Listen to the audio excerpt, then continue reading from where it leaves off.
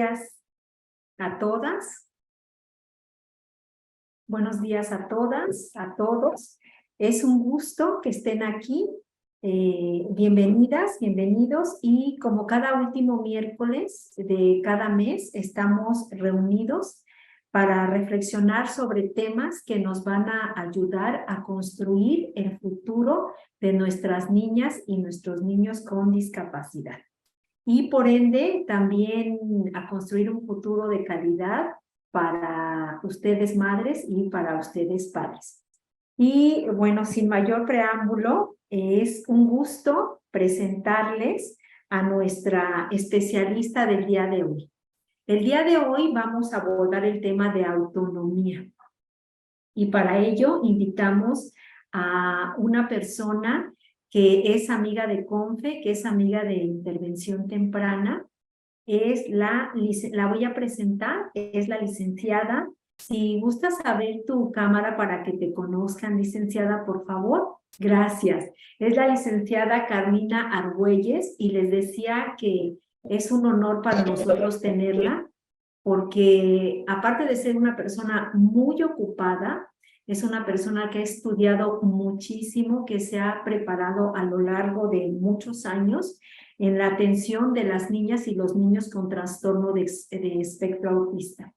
El tema del día de hoy es muy interesante y es poner manos a la obra con todo lo que ella nos va a enseñar con respecto, desde luego, a la autonomía de nuestros pequeños. Y bien, me voy a dar a la tarea de leer su currículum. Ella es egresada de la Universidad Nacional Autónoma de México, es psicóloga, nada más y nada menos, con mención honorífica. Ha estudiado muchísimo diferentes diplomados, cursos, talleres, especializándose en la atención a niños autistas, en la Clínica Mexicana de Autismo y Alteración de Desarrollo, en CREICA y en diferentes instituciones. Asimismo, también es especialista en atención miofuncional, así como en el método Denver y método Teach. Como les decía, con respecto a su experiencia laboral, es la directora general de Apoyando Angelitos con Autismo, Centro Terapéutico para Niñas con Autismo y otras alteraciones del desarrollo relacionadas. Bueno, es una asociación civil. Igualmente, tiene experiencia en evaluaciones psicoeducacionales para diagnóstico de trastorno del espectro autista, enseñanza y capacitación sobre autismo y, bueno, manejo conductual, etcétera. Y son 3 hojas de su experiencia laboral y su experiencia académica. Y vaya, yo sé que ustedes quieren escucharla. Así que yo me voy a callar para darle la palabra y reitero mi agradecimiento, Carmina. Igualmente de nuestras especialistas y de nuestras madres, de nuestros padres y de nuestros niños. Adelante, por favor. Ay, Gracias. muchísimas gracias, Gloria. Siempre un gusto compartir un poquito de toda la experiencia con ustedes.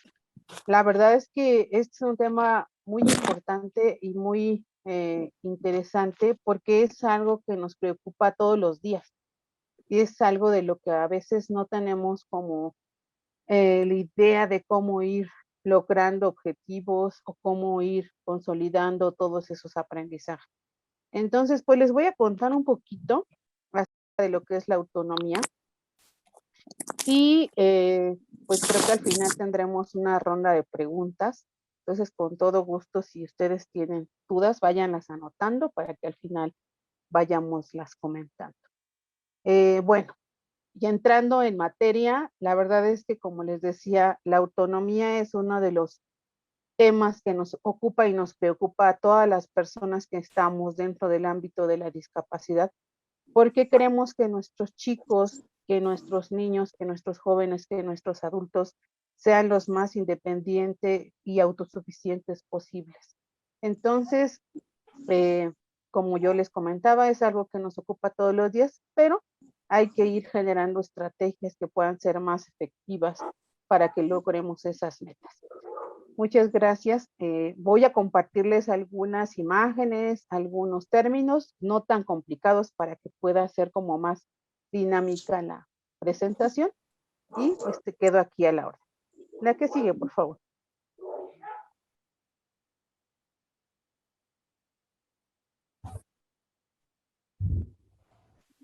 Muchas gracias. Bueno, si hablamos de conceptos específicos, la OMS define la autonomía como la capacidad de controlar, afrontar y tomar nuestras propias decisiones personales. Cuando hablamos de que una persona sea autónoma, no solo tiene que ver con una acción de autocuidado, de higiene, de prepararse algún alimento o alguna cuestión específica en habilidades y hábitos. Perdón, la autonomía también tiene que ver con esa capacidad de decidir, de afrontar situaciones, de controlar nuestras dinámicas de vida. Entonces, va mucho más allá solamente de un hábito o de una conducta. También tomar decisiones, y esa es una de las cuestiones que a veces nos tienen como muy inquietos, porque pensamos que por las dificultades que pueden llegar a presentar nuestros chicos, no pueden a veces tomar como ciertas decisiones personales. Pero es importante tomar en cuenta esta definición porque cuando hablemos entonces de autonomía, no solamente nos quedemos con un término de hábitos. Vamos a pensarlo como una situación general donde esa parte de hábitos es solamente un elemento de lo que necesitamos manejar con nuestros chicos, ¿sale? Entonces pensemos de aquí en adelante realmente qué tan autónomos queremos hacer a nuestros chicos en la vida general. La siguiente, por favor.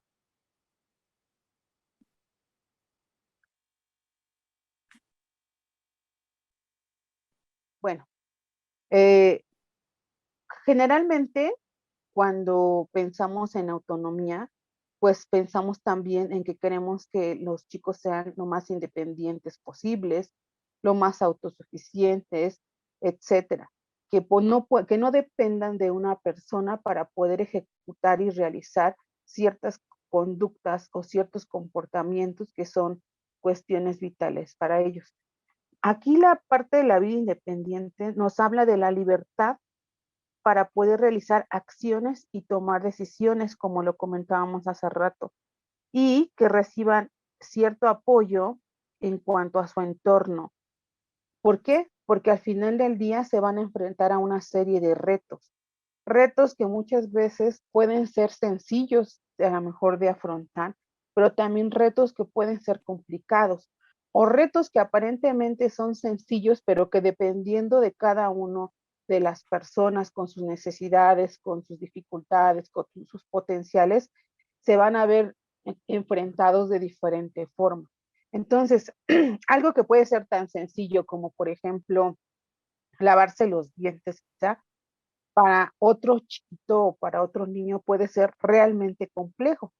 Y ahí es donde tenemos que empezar a determinar, de acuerdo a cada persona, cómo vamos a ir enfrentando las cosas que se nos van a ir presentando en un día a día. Entonces, si nuestro objetivo es que nuestro hijo, nuestro alumno, nuestro aprendiz sea una persona realmente independiente y autónoma, entonces implica que necesitamos ayudarlo a enfrentar esos retos con todo lo que implica a nivel personal, social, familiar, etcétera. Entonces, la verdad es que es una cuestión bastante complicada, ¿verdad? Porque no siempre el método que conocemos nos funciona o a lo mejor tenemos alguna idea de cómo debemos afrontar cierta situación, pero ya en el hecho se vuelve bastante complicado. Entonces, la siguiente, por favor. Ahorita vamos a ver cómo tenemos que determinar ciertas situaciones con nuestros chicos para que podamos elegir la estrategia o el método que puede ser más efectivo para cada uno. Ok, las habilidades de autocuidado son aquellas que conllevan al cuidado de uno mismo y podemos tener algunas de referencia como son la higiene, la alimentación, el vestido, la salud, etcétera. Hablamos de infinidad de conductas y habilidades, ¿eh? Yo aquí les puse algunas que son las que nos van en las que vamos a trabajar este día, pero también podemos estar hablando, no sé, de a lo mejor alguna actividad fuera de casa, de ir al súper, de ir a la tienda, de poder preparar algún alimento, incluso de irse a la escuela, ¿sí? También la parte de la autonomía tiene que ver con irse a la escuela, pero son puntos que vamos a tocar un poquito más adelante como complemento. Entonces, esta parte de autonomía nos lleva a una área muy específica que tiene que ver con el autocuidado de nuestros chicos. La verdad es que si nos ponemos a pensar, una de las cosas que más nos preocupan cuando trabajamos con ellos es que, por ejemplo, puedan tener un buen control de esfínter, que puedan prepararse un alimento, que puedan comer solos, que puedan vestirse y desvestirse. Y es algo con lo que batallamos mucho tiempo en ocasiones, porque como les decía, cada niño es diferente o cada persona es diferente y no siempre las metodologías que conocemos son las que nos van a decir exactamente qué es lo que tenemos que hacer. La siguiente, por favor.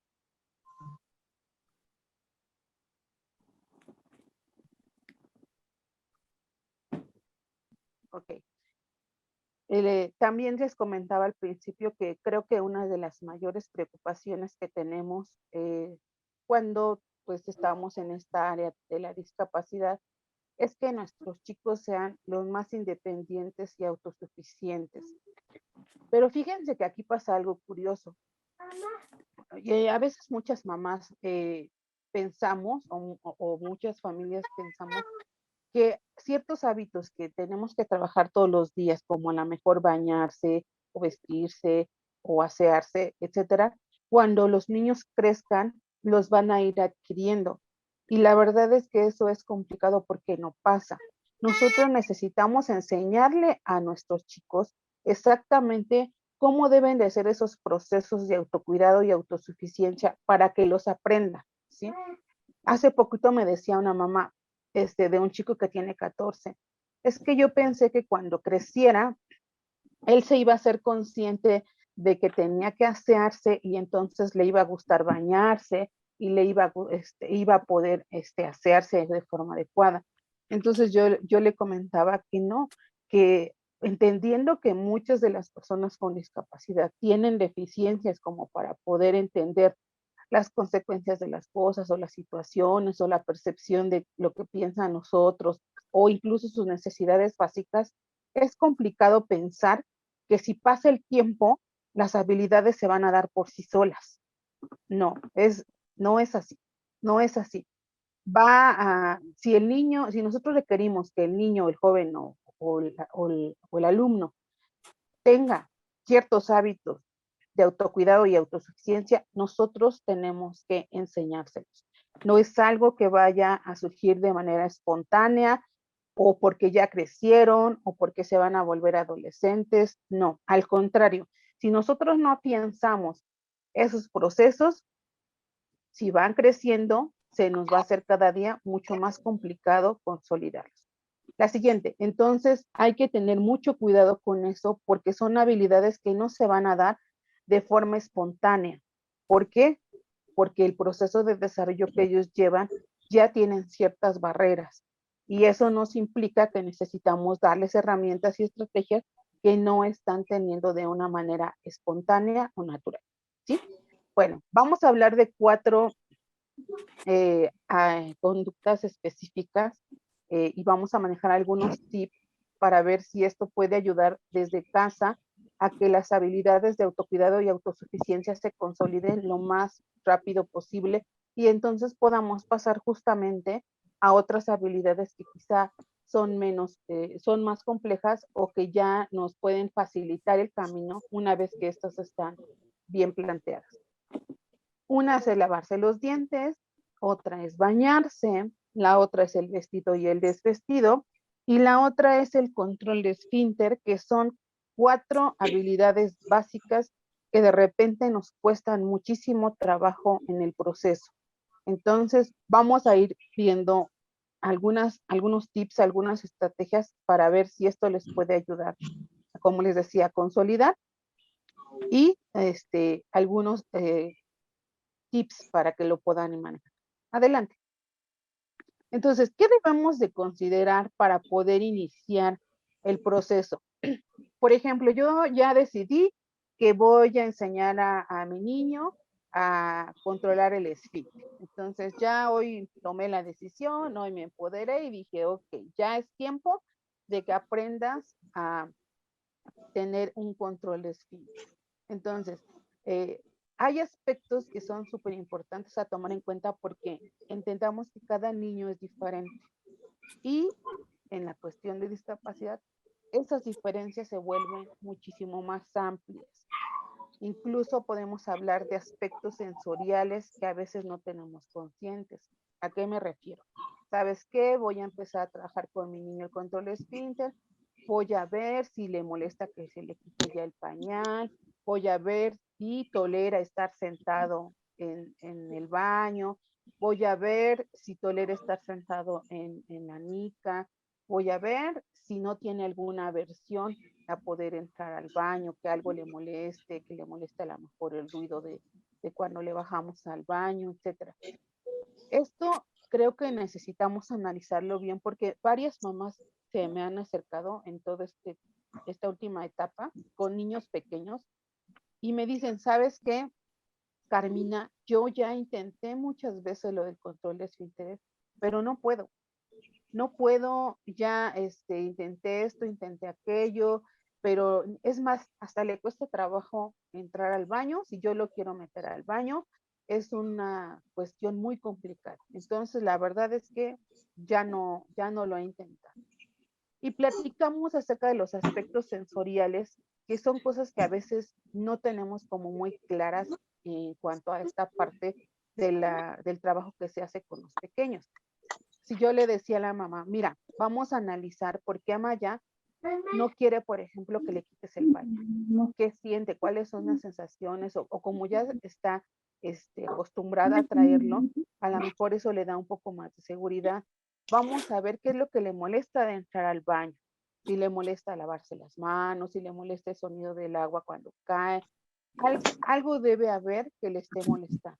Entonces, yo les invitaría a analizar si ustedes van a tener algún proceso de este tipo, así como el control de esfínteres, lavarse los dientes, el bañarse, ver si hay elementos sensoriales que pudieran estar relacionándose con con un poco éxito en este tipo de proceso. La que sigue. ¿Por qué? Porque a veces son cosas que nosotros no alcanzamos a percibir, pero que para los niños son importantes. ¿Qué cosas sensoriales? No sé, un sonido, una sensación, algún aroma incluso, alguna textura, algo que pudiera estar pasando que no estamos alcanzando a identificar en ese proceso que queremos aprender. La que sigue.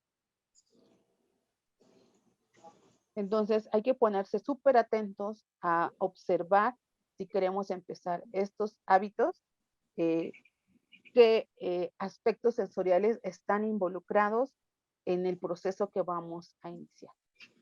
La que sigue, por favor. Ok, también hay que tomar en cuenta la edad.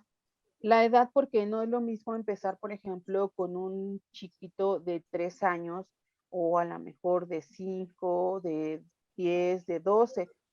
Hace poco también tenía la oportunidad de trabajar con 2 chicos de 12 y teníamos todavía muchísimos problemas de hipersensibilidad y, por ejemplo, a ellos les costaba mucho lavarse los dientes. Imagínense, ya tenían 12. Son cuestiones que se van como atorando ahí porque a veces no tenemos como la conciencia de qué pudiera estar pasando. Entonces, también, si yo trabajo con un niño, por ejemplo, de 3, alguna actividad, las condiciones de un niño de 12 se vuelven diferentes porque ya es un niño mucho más grande y a lo mejor si requiero moverlo o requiero desplazarlo, entonces necesito otras estrategias para que podamos generar ese hábito. La siguiente. Parecieran ser cosas como muy sencillas de plantear, pero la verdad es que cada niño es súper diferente y sí necesitamos especificar algunas situaciones para que de verdad la estrategia que apliquemos sea la más efectiva. Ahora, el grado de ayuda. Aquí viene algo también bastante importante, porque de repente, por ejemplo, pasa que le pregunto a los papás, bueno, no sé, Sofi se viste y se desviste sola. ¿Sabe qué, Carmina? Pues yo le subo el suéter hasta los brazos y ella solamente lo zafa. O yo le tengo que meter el pantalón en las piernas y para que ella se lo suba. Pero les estoy hablando quizá de una niña de 12. Entonces, ya cuando yo veo a Sophie y veo todas las habilidades que tiene, me parece que la mamá le está dando apoyo de más en la habilidad que no está siendo consolidada. Sophie no tiene tantos problemas motores, tiene una buena coordinación y tiene como de alguna forma la conciencia de las prendas de vestir. Entonces, a veces cometemos este error, que damos ayuda de más, ¿sí? Por pensar que hay cierta habilidad que quizá no puede hacer, brindamos ayuda de más. Entonces, ¿cuál sería la idea aquí? Que pudiéramos especificar y a lo mejor irse a un paso más atrás con menos ayuda para ver si nosotros podemos partir de ese paso hacia atrás y avanzar en la habilidad. Porque si sigo dando la ayuda y, y ya lo hice muchos años y no tengo como un avance, entonces quizá una de dos, o el niño de verdad tiene una dificultad o quizá yo no le estoy dando la oportunidad de poder tener un avance en esa habilidad. O nos pasa también que decimos, ¿sabes qué? Es que yo le lavo los dientes porque a mí no me gusta cómo se los lava. Medio se los talla, pero no se los talla bien. Ah, ok. Si hay un problema en la calidad de la habilidad, entonces enséñale exactamente qué necesitas, pero no termines dándole la ayuda tú, porque entonces va a pasar lo que estábamos hablando. El tiempo va a avanzar y no vamos a tener un grado de consolidación. Otro que les voy a dar en ejemplo. Muchos chicos también tienen problemas en el aseo cuando van al baño. Necesitamos darles la oportunidad de fallar. Si a lo mejor empiezan a tener la habilidad y al principio se ensucian o no se limpian adecuadamente, está bien, esa habilidad se tiene que ir puliendo. Pero si de entrada, porque no me gusta que quede sucio, entonces yo realizo la actividad por él, tampoco le estoy brindando una estrategia para que podamos consolidar. Entonces, pensemos desde la forma personal. ¿Qué nivel de ayuda le estoy dando yo a mi hijo en esta parte de habilidades y hábitos para que realmente podamos lograr una consolidación? En esta hábitos que de repente generamos, pues no nos gusta que se ensucien o no nos gusta que a lo mejor o no nos parece la forma en cómo inician la habilidad, pero pensemos de entrada que hay ciertas barreras que no nos hacen que las habilidades se consoliden de forma rápida, ¿sí? Dos, que esto es un proceso y tres, que te necesita un tiempo considerable en ocasiones para que esa habilidad realmente esté consolidada. Entonces, pero yo les diría, denles la oportunidad, porque a veces nosotros somos los que por darles más ayuda de la que requieren, entonces estamos perdiendo esa pues oportunidad, valga la redundancia, de que ellos promuevan esas habilidades. La que sigue, por favor. ¿Sí? Entonces, pensemos ahorita de las cosas que estamos manejando con nuestros chicos, qué tanta ayuda les estamos dando y realmente valoremos y veamos si la necesitan. También puede pasar que algún chico tenga un nivel de ayuda y requiere algo más. Puede ser también al revés, pero generalmente necesitamos reducir niveles de ayuda para que el niño empiece a hacerlo de forma más autónoma, ¿sí? Ahora, también el nivel de habilidades o las habilidades que tiene nuestro aprendiz, nuestro alumno, nuestro hijo, quien sea. ¿Por qué? Por ejemplo, hablando en términos de niños con TEA, los chicos con TEA a veces tienen un nivel de habilidades motoras bastante comprometidas. También los chicos, por ejemplo, con síndrome de Down lo tienen. Bueno, ya no hablamos a lo mejor de otras discapacidades, pero tenemos que ajustar la estrategia al nivel o a las habilidades que tiene por ahora nuestro aprendiz, ¿sí?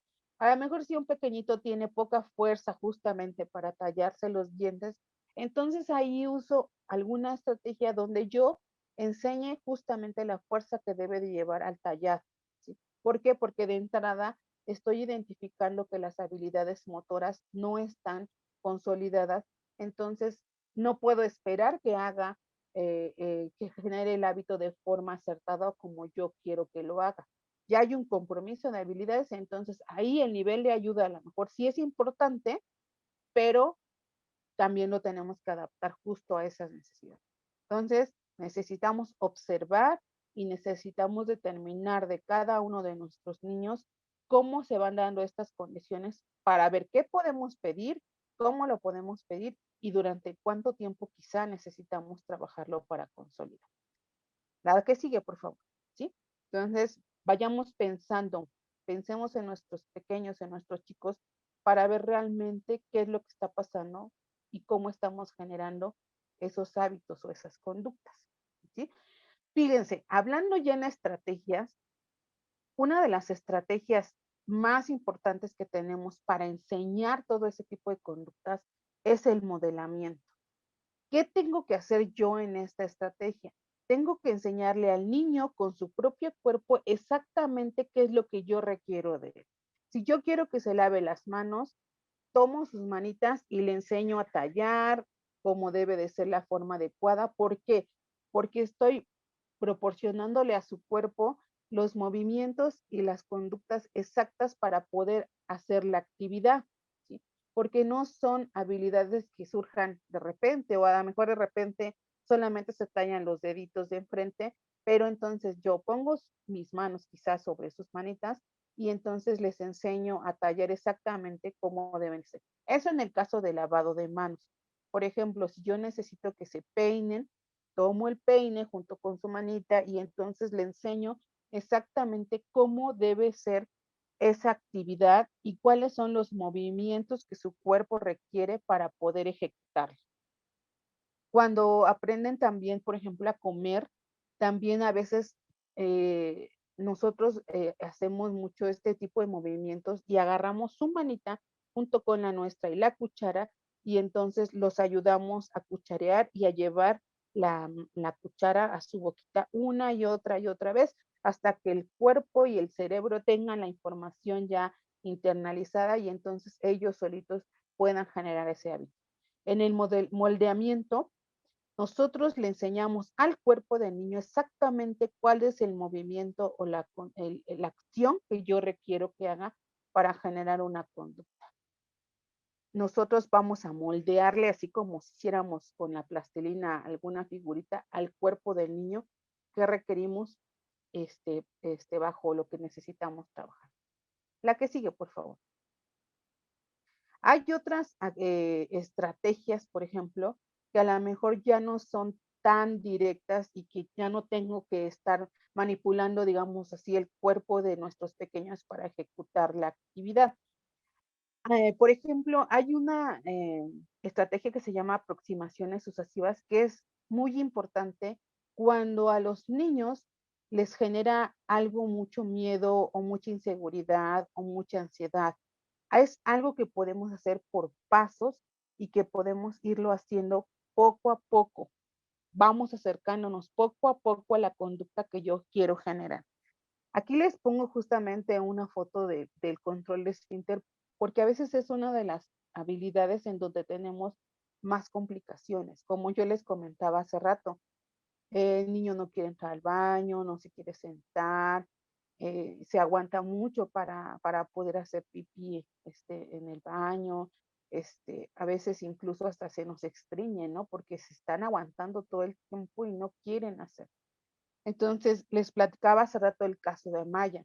Por ejemplo, con Amaya, lo que hizo su mami, porque Amaya ni siquiera se dejaba quitar el pañal. O sea, a Amaya le quitaban el pañal y era un sufrir, una ansiedad, un terror de sentir que no tenía el pañal. Pues, ¿qué fue lo que hizo la mami de Amaya? Lo hizo una cuestión de aproximaciones sucesivas. Primero le quitó el pañal 1 minuto nada más. 1 minuto, así, contándole del 1 al 60. Obviamente Amaya pues se alteraba y se ponía súper inquieta y súper ansiosa.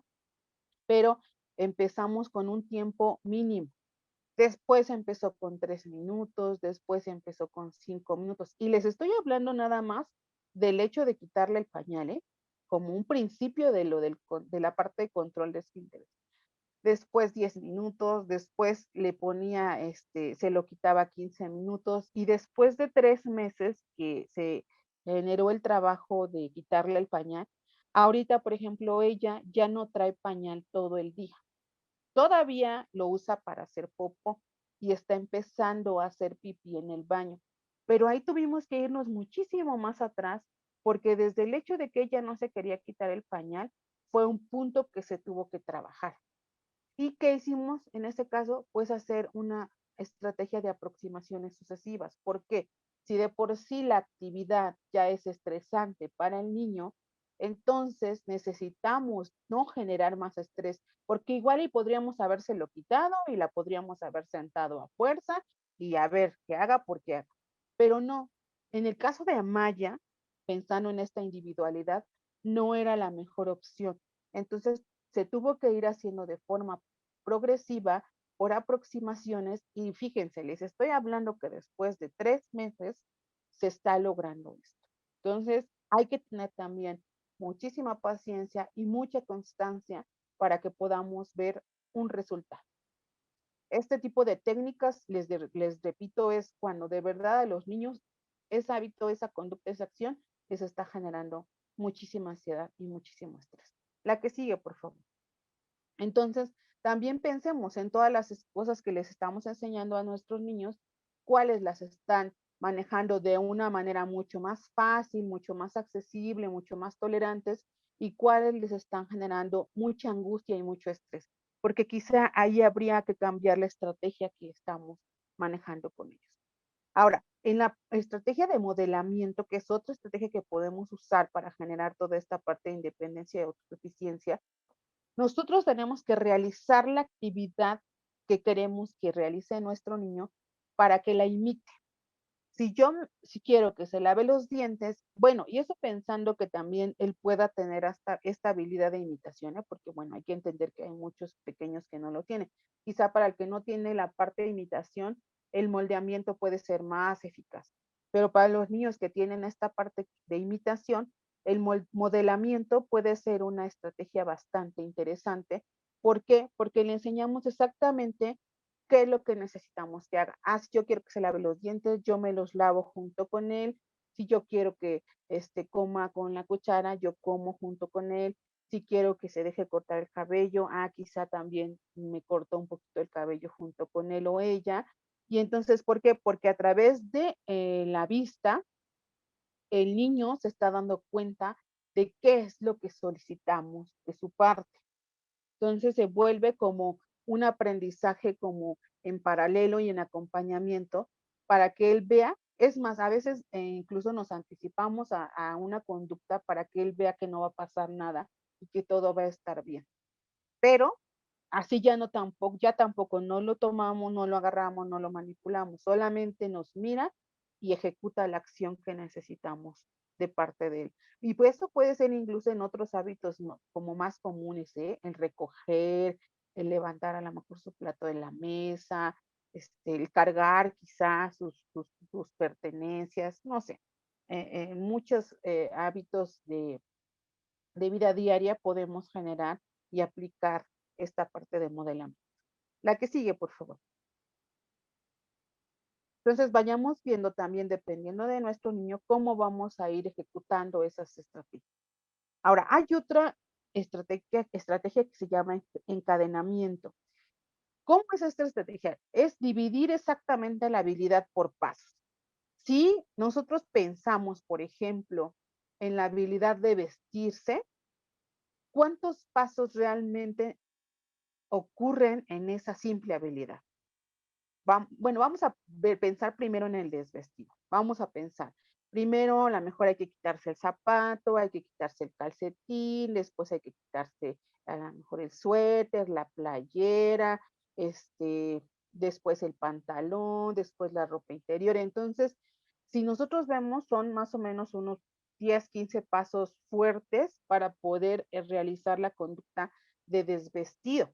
Entonces es, bueno, yo este hábito lo voy a ir trabajando, pero por pasos. Voy a decidir primero que voy a hacer un paso y entonces lo primero que voy a trabajar es que se quite los calcetines. Una vez que se quite los calcetines, entonces, no quiere decir que no trabajemos lo demás, pero ahorita me voy a enfocar a lo mejor en los calcetines.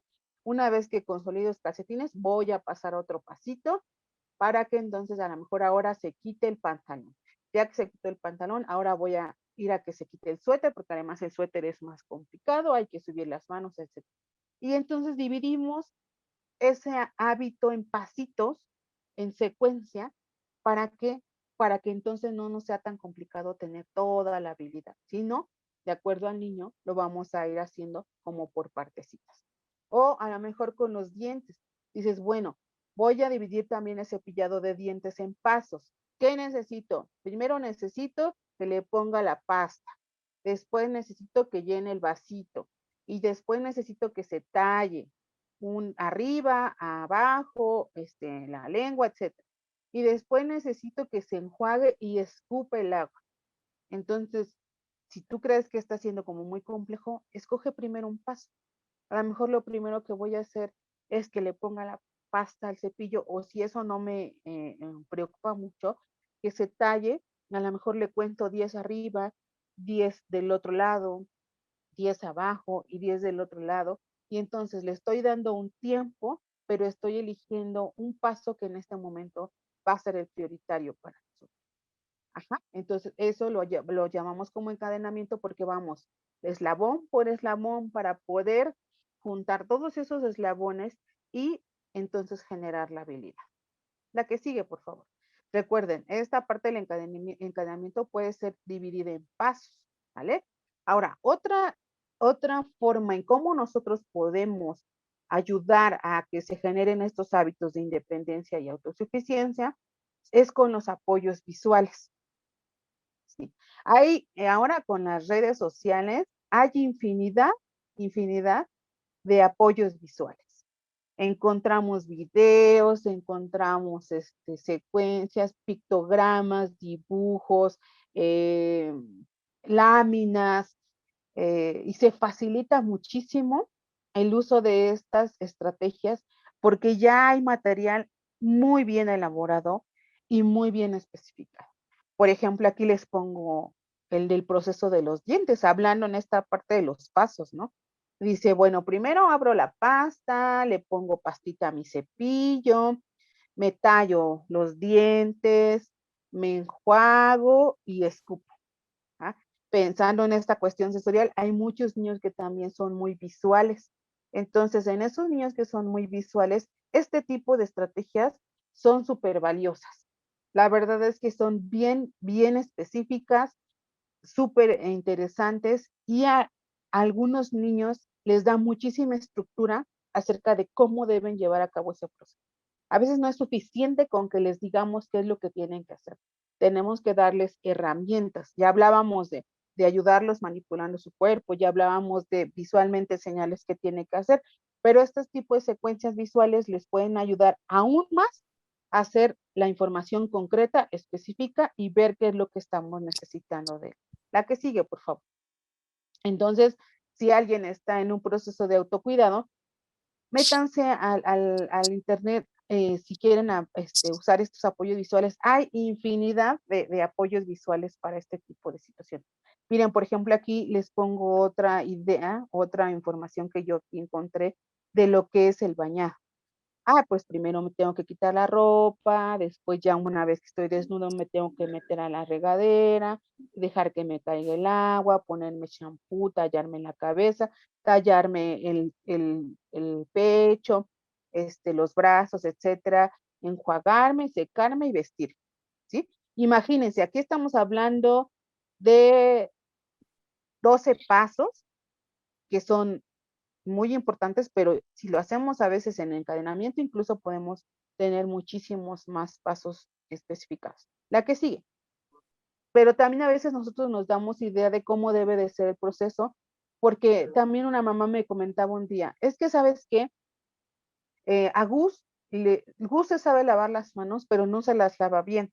y yo le preguntaba a su mamá, bueno, ¿qué es lavarse bien las manos? No, pues es que esto y esto y esto y esto. Y yo le decía, sería bueno que si tú compartieras esa técnica de lavado de manos con papá y con la maestra y con las personas que están alrededor de Gustavo para que todos supiéramos cuál es el proceso tuyo de lavado de manos, porque cada uno tenemos un proceso. A lo mejor uno primero le abre a la llave y después se pone jabón, a lo mejor uno primero se pone jabón y después le abre a la llave, y son pasos que aunque queramos o no, si hablamos de dificultades en el proceso cognitivo y que no es tan fácil que los aprendan, ese simple cambio puede hacer que la habilidad no se consolide. Entonces, este tipo de imágenes también nos ayudan a tener una mejor secuencia de quizá cómo debe de ir el orden de las cosas. Son ideas, ¿sale? Aquí les pongo otro ejemplo, también de baño, es diferente, pero bueno, tenemos ahí como también ciertos pasos, ahí nada más son 10 y en el otro son 12. La que sigue, por favor. La que sigue. ¿Sí? Entonces, son ideas. Miren, aquí, por ejemplo, está uno de vestido y desvestido. Primero, trabajo sobre la parte inferior, luego sobre la parte superior, como yo les decía hace rato, y estamos hablando del vestido. Y ya después, lo que va arriba, ¿no? Porque ya me puse la playera que va arriba, pues la chamarra, para que cerremos la parte como del proceso de vestido. Pero, y podemos ir viendo ahí cómo empezarlo para tener justo una secuencia de cuál es la mejor forma. ¿Por qué sí es interesante ver estas secuencias?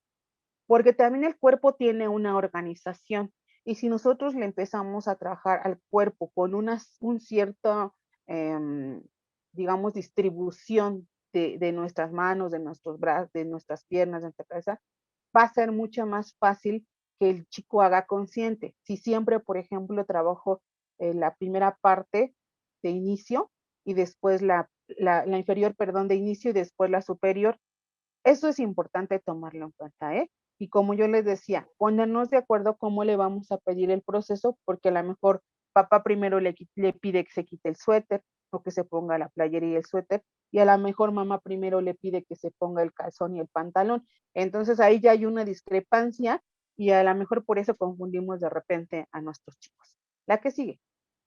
Entonces, observemos para ver si alguna de estas ideas nos ayuda a reestructurar esta parte de la forma en cómo estamos pidiendo esas conductas. Ahora, otra súper valiosísima es la anticipación. Hay que, hablando en esas habilidades o actividades que a veces les causan mucho estrés y ansiedad a nuestros niños, pues también anticiparle, ¿no? Por ejemplo, hay chicos que de repente no les gusta cortarse el cabello o que vamos a ir a algún lugar y no quieren porque les molesta algo. Siempre enseñarles alguna imagen. Aquí, por ejemplo, yo les ponía, cuando van a la escuela y nosotros dejamos a los niños, creo que es uno de los procesos más complicados que tienen en estos cambios y en estas transiciones de vida. ¿Por qué? Porque los estamos dejando en un lugar desconocido, con gente que quizá todavía no los conoce como, obviamente como nosotros, donde hay muchos estímulos que no van a estar controlados para que él a lo mejor pueda sentirse a gusto. Entonces tenemos que anticiparnos. O también, si hablábamos en esta parte de la independencia, si vamos a trabajar el control, hay que anticipar con lo que ya platicamos. A lo mejor le voy a sacar incluso hasta una foto del baño para enseñarle que ya es hora de que se vaya al baño. Entonces, les pongo aquí un ejemplo de la escuela porque también son temas que a veces queremos, donde los niños ya queremos que sean muy independientes y muy autosuficientes, pero sí nos causa mucha complicación cuando lo vamos a vivir. Entonces, aquí, por ejemplo, a veces sería bueno en la parte de anticipación como estrategia enseñarle fotos de la escuela, quizá hacer un recorrido previo en la escuela para que él por lo menos conozca el espacio, usar un calendario donde le vamos marcando los días y se acerca el momento importante, o si hay niños que van a la escuela y a las terapias, enseñarle qué días va a la escuela, qué días va a la terapia, quizá dar un objeto de seguridad. Puede ser un objeto sensorial, que ahorita les voy a platicar rápidamente de eso, y planificar sobre todo objetivos que sean significativos. ¿Por qué? Si nosotros pensamos en que el proceso de inclusión en general para un niño es difícil, eh, la verdad es que para nuestros chicos lo es más. Si nosotros queremos y tenemos en cuenta objetivos que pueden llegar a ser muy complicados para ese niño, hablando propiamente de sus habilidades, entonces lo que podemos generar en esa situación también es mucho estrés, y mucha ansiedad. Yo sí los invitaría que en esta parte de inclusión escolar planifiquemos objetivos que son significativos, pero también objetivos donde el niño vaya teniendo logros y vaya teniendo resultados que son quizá más chiquitos, quizá requieren más tiempo, pero que no le van a generar más frustración de la que quizá ya tiene desde entrar a un lugar que no conoce, que no, donde no ha experimentado alguna situación y donde no hay gente que, donde él se sienta en confianza. Entonces hay que anticipar ese tipo de experiencias para que no sean tan estresantes para nuestros chicos. La que sigue. La verdad es que en la parte, la que sigue, miren, en esta parte de integración sensorial, lo estoy como tratando como de ratificar un poco más, porque si nosotros vemos, por ejemplo, en habilidades de desarrollo, cuál es la base para las habilidades complejas, si vemos este esquema, la parte sensorial es de las más importantes. Si a nivel sensorial, que también engloba aspectos motores, eh, no está bien consolidada, las habilidades de aprendizaje, de lenguaje, de comunicación, etcétera, se van a ver más difíciles de alcanzar.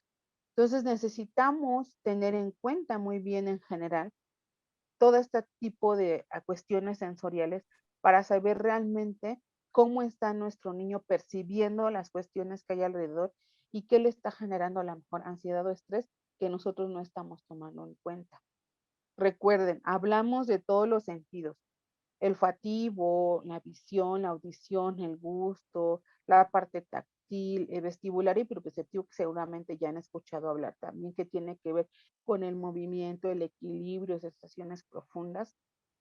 eh, Son aspectos bien importantes de tomar en cuenta porque a veces se nos olvida que hay situaciones y hay cosas que están percibiendo que no son precisamente fáciles de procesar para ellos.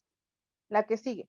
Entonces, hay que tomar en cuenta esta área porque yo creo que también muchos del éxito que tenemos en las habilidades de independencia y autosuficiencia dependen de cómo estén procesando la información el niño o las personas. Hasta ahí, hasta ahí. Fíjense, nosotros generalmente hablamos de 5 sentidos. Ajá. El oído, el gusto, la vista, el tacto y el olfato. Pero en muchas, ya ahora está también como de más conocimiento el área vestibular hiperperceptiva, que desde que nosotros hacemos un proceso de estimulación temprana con nuestros niños, ya se están estimulando estos 7 sentidos. Quizá el área vestibular y propioceptiva ha sido menos conocida, pero es un área que se trabaja, por ejemplo, cuando el niño gatea, cuando el niño rueda, cuando brincamos, cuando rodamos, etcétera. Son sentidos que están ahí, que a lo mejor los hemos percibido desde otra perspectiva, pero que están ahí. Nos movemos, nos agachamos, rodamos, saltamos, etcétera. Entonces, también se han estado estimulando y quizá no lo hemos como tomado en cuenta. La que sigue. O ya en experiencias más específicas, a veces hay niños donde no les gusta, por ejemplo, subirse al columpio o no les gusta que les corten el cabello, o no les gusta comer, hay mucha selectividad alimenticia, o ciertas prendas de vestir no les gustan, no les gusta andar con zapatos, les gusta andar descalzos, etcétera. Todas las cuestiones nos están indicando que hay situaciones sensoriales que por ahí pudieran estar surgiendo. ¿Por qué? Porque nos dice el esquema. Si el niño no registra la información sensorial que tenemos, por lo tanto no modula, no discrimina y no hay una respuesta adecuada y adaptativa.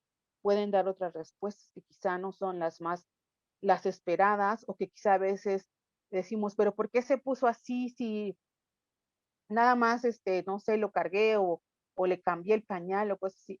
¿Por qué? Porque hay un procesamiento sensorial que quizá no está siendo el más adecuado y por eso se nos está generando esa complicación. La que sigue.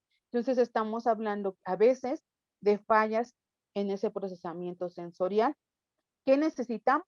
Pues ya aquí hay que hablar mucho con nuestros terapeutas también o con las personas que están alrededor de nuestros niños apoyándonos en su desarrollo para que se haga un trabajo sensorial un poquito más adecuado y acertado de acuerdo a las necesidades de nuestros niños.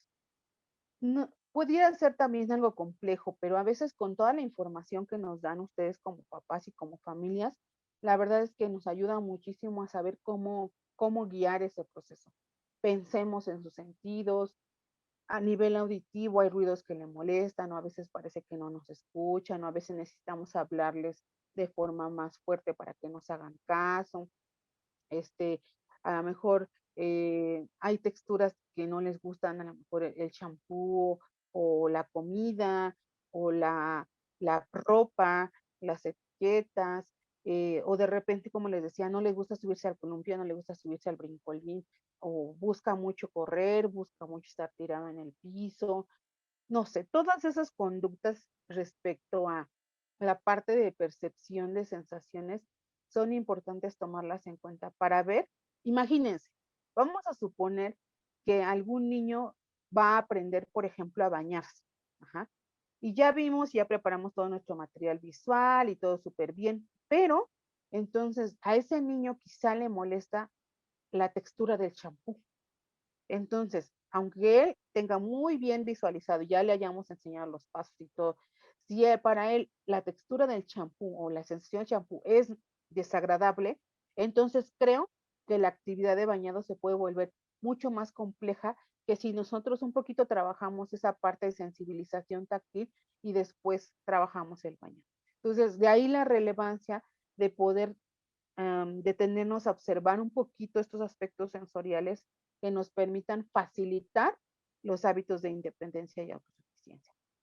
Pensemos, siempre pensemos y observemos, no sé, al niño, a la niña o al niño que se va a sentar en el baño para hacer pipí o popó, esas sensaciones de sentarse y no tener nada de dónde detenerse, o al que se va a vestir, ver a lo mejor si le molesta algún tipo de ropa, o al contrario, no le gusta quitarse la que siempre trae, ¿sí?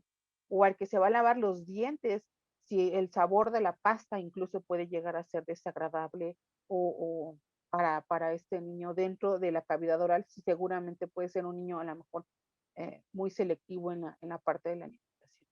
Entonces, hay que observar para saber si esto pudiera estar interfiriendo con nuestros procesos y nuestros hábitos. La que sigue, perdón. Entonces, cuando nosotros generamos una conducta, siempre es importante reforzar lo que estamos haciendo. Si hoy decidí que vamos a trabajar en el lavado de dientes y lo único que logré fue que se tallara 2 veces la boquita o 5 veces, hay que reforzar ese comportamiento. ¿Por qué? Porque reforzar es darle una palabra bonita, aplaudirlo, echarle una porra, etcétera, para que el niño sepa que hizo algo adecuado y entonces es más probable que esa conducta se vuelva a presentar. Porque si el niño siempre ha tenido un problema en lavarse los dientes y hoy permitió 5, a veces en lugar de festejarle esos 5 segundos que se dejó tallar los dientes, a veces lo dejamos ir, lo dejamos ir como si dices, bueno, ya logramos eso y punto. No, si es realmente está siendo difícil para nuestros niños, valorar esa parte es importante. Si el niño nunca se pone los zapatos y hoy se los puso y hoy logró abrocharse con el velcro su zapato, hay que reforzarlo, hay que valorarle lo que está pasando para que entonces promovamos que esa conducta pueda volver a surgir. A veces se nos olvida reconocer los pequeños logros. Recordemos que, la que sigue, por favor, recordemos que para nuestros chicos cualquier logro, aunque sea chiquito, tiene que ser súper importante.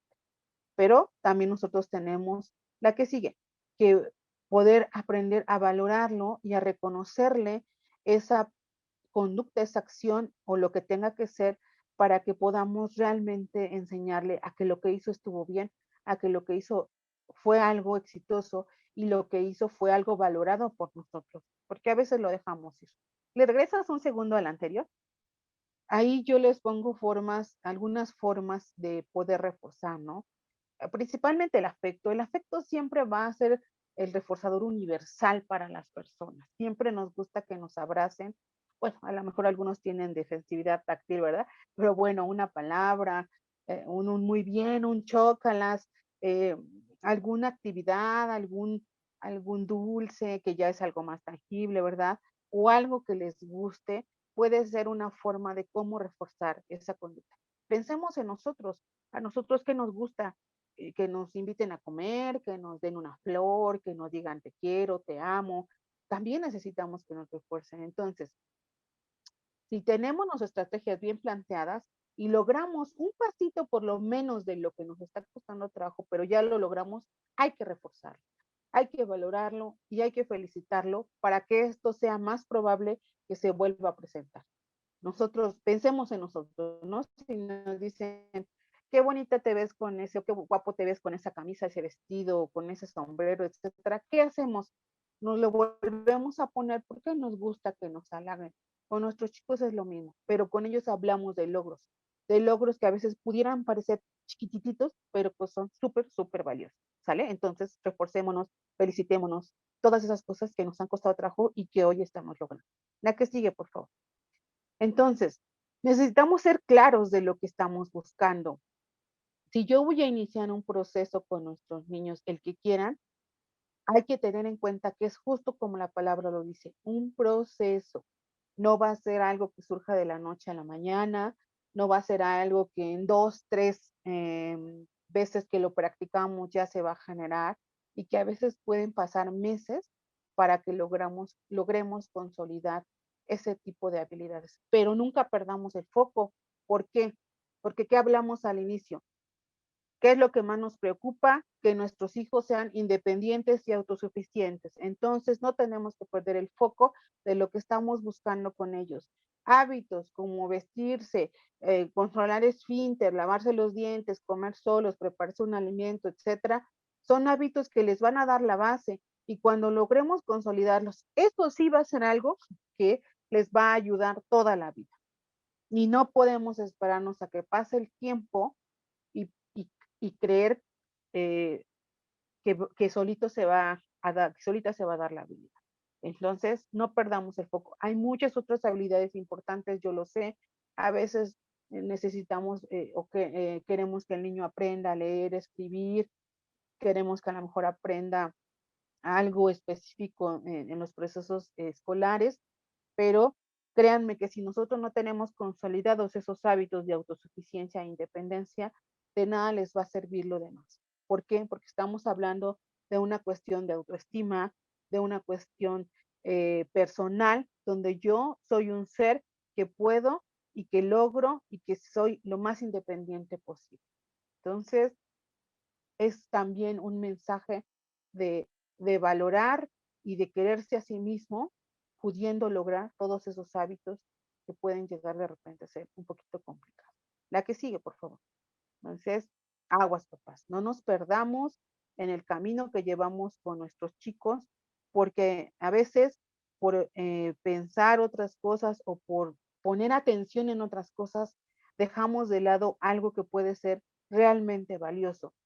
Imagínense, si hay algún momento dado en el que pensamos que no vamos a estar y qué va a ser de nuestros hijos, no es lo mismo dejar a un chico con las habilidades de independencia lo más establecidas posible a dejar a un chico o a un hijo donde tenga que ser completamente dependiente de las personas que están a su alrededor.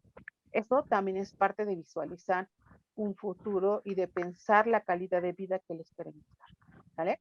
Entonces necesitamos ser constantes, como ya lo platicamos, ser claros, tener paciencia y solo dar ayuda necesaria dependiendo de nuestro niño. No dar ayuda de más porque a veces nosotros mismos nos saboteamos y queremos hacer cosas que ellos pueden hacer y que nosotros no damos esa oportunidad. La que sigue. Entonces, ¿qué tenemos? ¿Qué tarea es la que les voy a dejar en este momento? hay que valorar en qué momento estamos del proceso de enseñanza con nuestros niños y si de verdad estamos promoviendo una autonomía o una dependencia.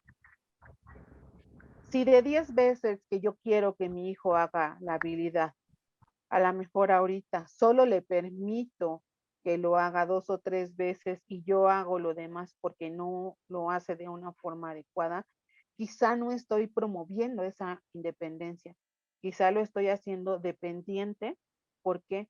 Porque no estoy dejándolo también que él lo promueva de una forma autónoma y espontánea, ¿sí? Entonces, ¿se van a poner la ropa chueca? Sí, seguramente. ¿No se van a lavar como debe de ser los dientes? Seguramente, pero a lo mejor primero le doy la oportunidad de lavárselos a su ritmo y después yo le ayudo para reafirmar que estén bien limpios, si es que me queda esa angustia. A lo mejor van a desperdiciar un poco más de shampoo del que deben desperdiciar, probablemente, pero son oportunidades que les tenemos que dar para que generen su independencia. A lo mejor va a tirar la mitad de la comida que está comiendo porque no puede todavía coordinar el cuchareo, quizá lo va a hacer, pero tenemos que darles la oportunidad porque poco a poco esa habilidad con nuestro apoyo se va a ir puliendo, pero si nosotros la realizamos por ellos, entonces es bien complicado que logremos consolidar esas tareas. Pensémoslo y analicémoslo para ver realmente qué estamos promoviendo. Acuérdense, de verdad, un proceso de autonomía o un proceso de dependencia. Habría que analizarlo. La que sigue. Y bueno, creo que hasta aquí vamos a dejar este tema para que pasemos a la parte de las preguntas que me comentaba la licenciada Gloria.